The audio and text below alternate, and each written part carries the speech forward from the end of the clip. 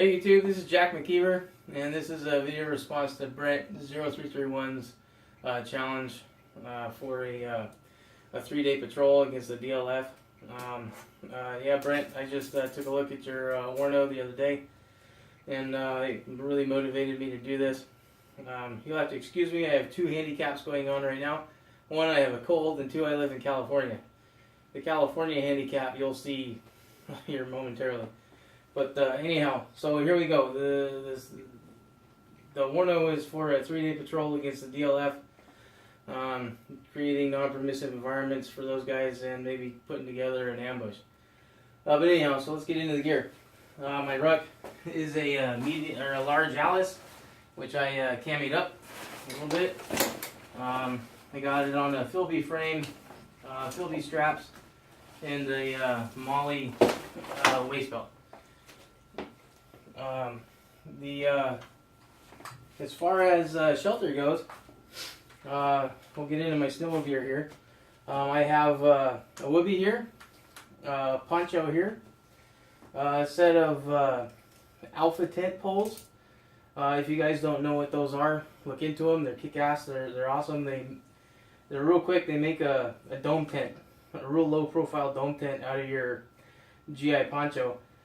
And it takes about a minute to set up. It's awesome. I also use it as an antenna pole for my my radio antenna there. Anyhow, it's forecast to rain on day 2, so I have some waterproofs here. They're not Gore-Tex; they're just old school waterproof top and bottoms. As far as clothing goes, we're only out for 3 days. Don't need to take any extra uniform items. Other than socks, I'll be changing my socks every night. There's a fleece top and a beanie. Most of this stuff, especially the clothing, will go in some small waterproof bags, and that will all in turn be put in a large dry sack that goes inside. I also have this cotton towel shemagh-like thing.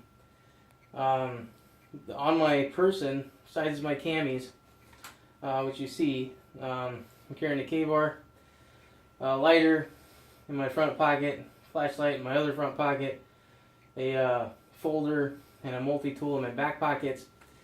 In each of my, hold on, let me get something longer to point with here.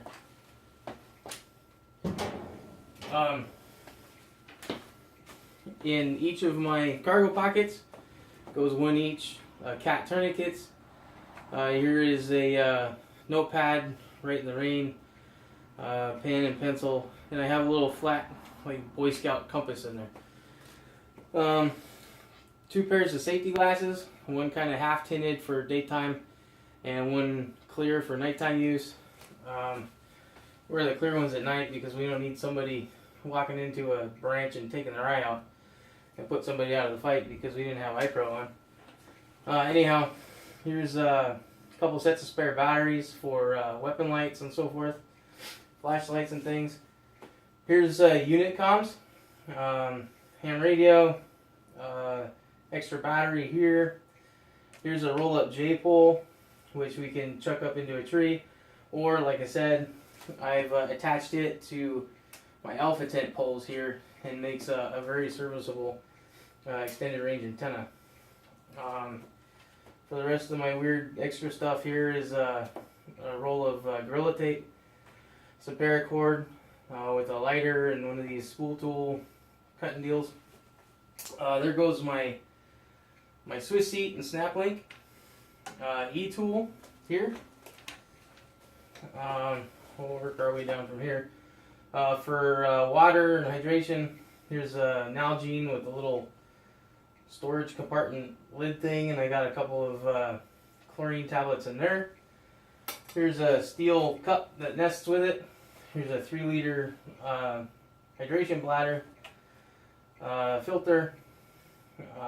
This is a MSR MiniWorks, I believe, and it threads right onto the Nalgene bottle and the hydration bladder, and it works really well that way. It makes it so that it only takes 2 hands to do that job instead of 3 or 4. Here's some iodine too. My preferred method of water purification is actually to treat it chemically with the iodine, and then after that filter it with the filter. Now as far as hygiene goes, very minimal. I got some butt wipes here. We'll scrape the cheese off.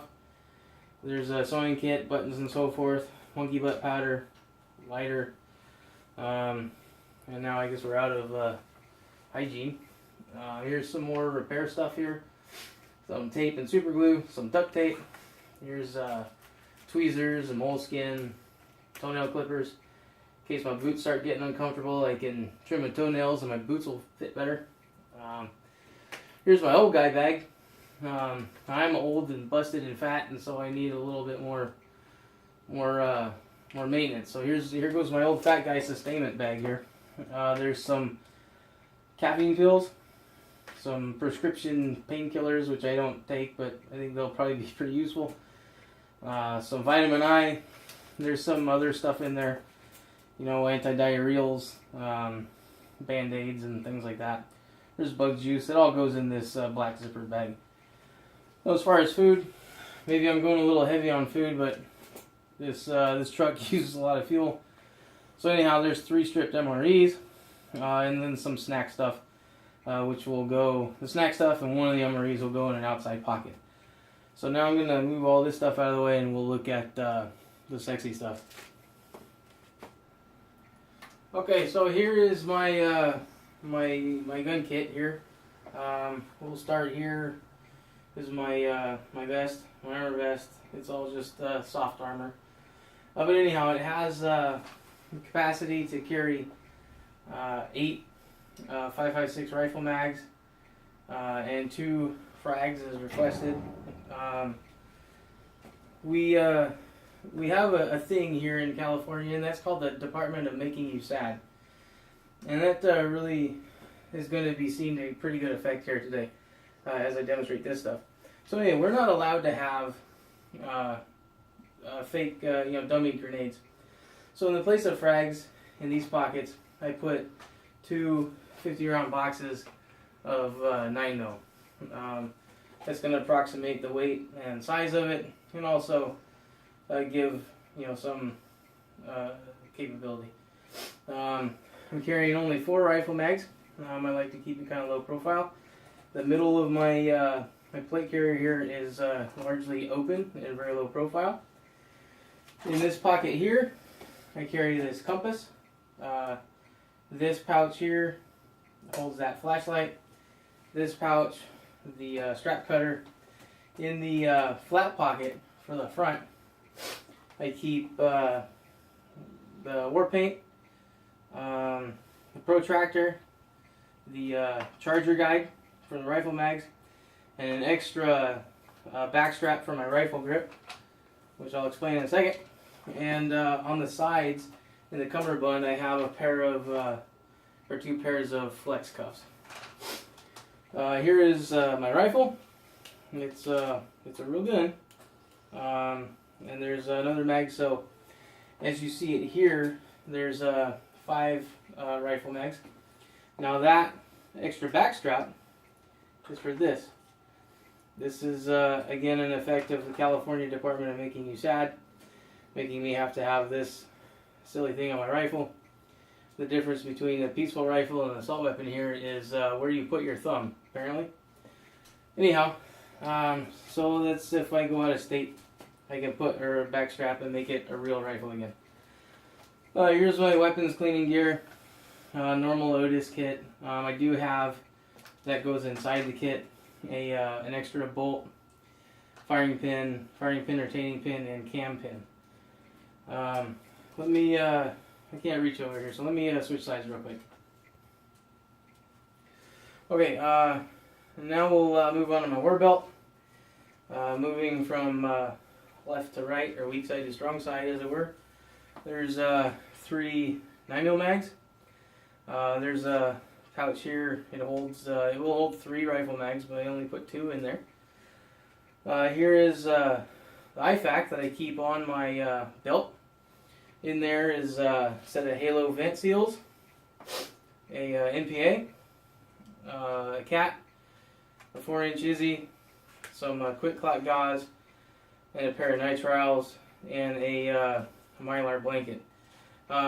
Over there, actually on my vest, right there is a dangler IFAC, which is set up exactly the same as the one here on my belt, and so I'm able to double my trauma capacity here.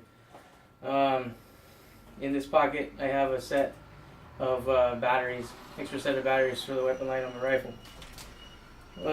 Moving on, there's a dump pouch. There is one strong side reload for my 9mm, and there is my pistol. It's it's a Beretta 92 standard M9, and holster, like an issue type holster. Now we are moving on to the stuff, the mission essentials that were required on the packing list. Now, here again, we're not allowed to have even fake claymores in California. So what I've done is, in place of the claymore, I put a rifle bandolier, 150 round British rifle, 5.56 rifle bandolier. The British bandoliers are way better than ours, by the way. They're awesome. And to maintain some perimeter security, in place of the claymore, I have a couple of rat trap snap light, like perimeter alarms. And there's some some 550 cord to secure it to trees or whatever posts. There's some trip line and a couple of extra snap lights. Here's my 240 belt. In California, we're not allowed to link more than 10 rounds together at a time. So what I did is I just put 5 boxes of 7.62 and a bag of links in the bandolier. In place of the pop flares, because yeah, you guessed it, we can't have those either. I put, to approximate the size and weight, I put a couple of these old 22 tube magazine speed loaders, and to provide signaling, I actually do have a couple of snap light buzz saws set up, 3 green ones and a red one, and I keep them in this pop flare tube. To make up for any other shortcomings with the stuff that I have available for the unit, in place of 40 mil grenades, I just have 2 boxes of 9 mil in a 40 mil bandolier. Okay, so I'm going to put all this together, and we will do the 360. Tell me.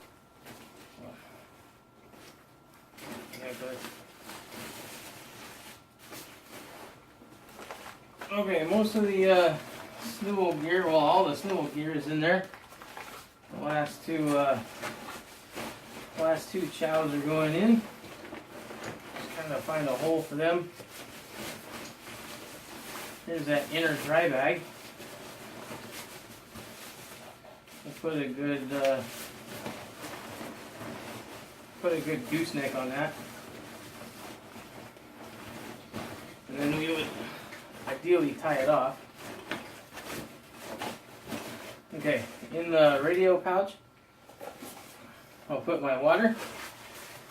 And by the way, I forgot to mention my plate carrier. I put a sustainment pouch on the back panel of my plate carrier. That way, when it's time to drop rucks and make the final approach, I can take the water out of the truck, out of my backpack, and I can put it in that sustainment pouch on the back of my vest.